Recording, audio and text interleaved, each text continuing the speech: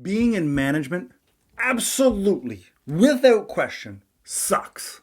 And in this video, I'm going to tell you why it sucks. Welcome to the channel, Leadership with Mike. On this channel, I help you become a more confident leader, and I do this with no nonsense sense, if that makes any sense.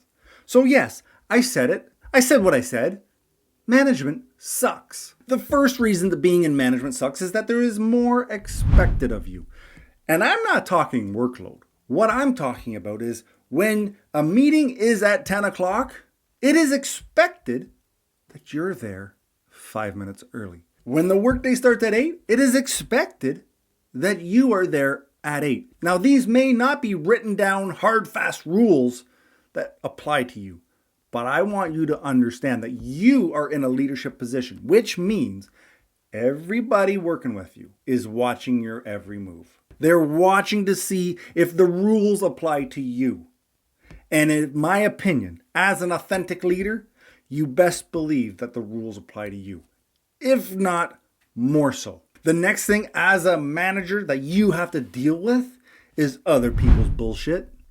Yeah, you have to deal with Sally not getting along with John and they're having a disagreement and now it's on your plate. The drama is just landed on your desk. This is not necessarily hard for anyone to deal with, but sometimes drama can be draining. The next thing is that when something goes wrong, you're the one taking the beating for it. Or at least you should be. If you are doing management right, when an error happens, when your team makes a mistake, you're the one standing in front of the firing squad. You're the one who's taking the blame. You're not saying, Trevor did this, and because he was late, this happened, which messed up Martina, and she couldn't do what she needed to do. That is not the job of a manager. The manager says, my apologies, we will fix this. As managers, we don't come up with excuses. Then we go back to our team and we say, what in the hell happened here? And we fix it. But just when you thought, well, I take the bullet, so at least when things go right, you will not take the credit.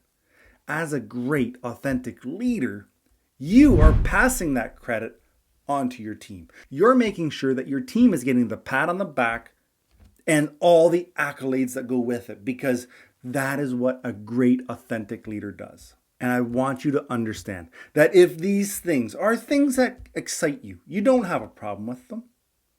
You are on your way to being an authentic leader.